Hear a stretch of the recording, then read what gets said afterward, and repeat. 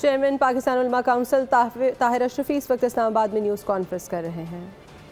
آج میں شکر گزار ہوں ملک کے تمام اکابر علماء اور مشائخ کا، ملک کی تمام تنظیموں کا، تنظیمات اہل سنت والجماعت کا، پاکستان علماء کونسل، جمعیت علماء پاکستان، جمعیت علماء اسلام، تمام تنظیموں نے جو کل رات بھی اور آج صبح بھی واضح طور پر یہ اعلان کیا کہ یہ جو پہیہ جام ہڑتال یا مظاہروں کی کال ہے، اس سے ہمارا کوئی تعلق نہیں ہے۔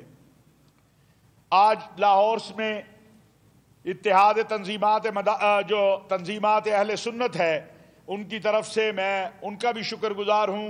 ان کے قائدین نے باقاعدہ میڈیا کو، سب لوگوں کو اس سے آگاہ کیا کہ ہم نے کوئی کسی قسم کی پہیہ جام ہڑتال کی کال نہیں دی، اور نہ ہی پاکستان کی تاجر برادری نے اس کو قبول کیا۔ اس وقت آپ کو بھی پتہ ہے، مجھے بھی پتہ ہے کہ میں لاہور سے آیا ہوں، کہیں نہ پہیہ جام ہے، نہ کہیں کوئی دکان بند ہے، نہ کہیں بازار بند ہے، اور یہ حل بھی نہیں ہے۔ اس وقت اسلام آباد میں چیئرمین پاکستان علماء کونسل حافظ طاہر اشرفی نیوز کانفرنس کر رہے ہیں۔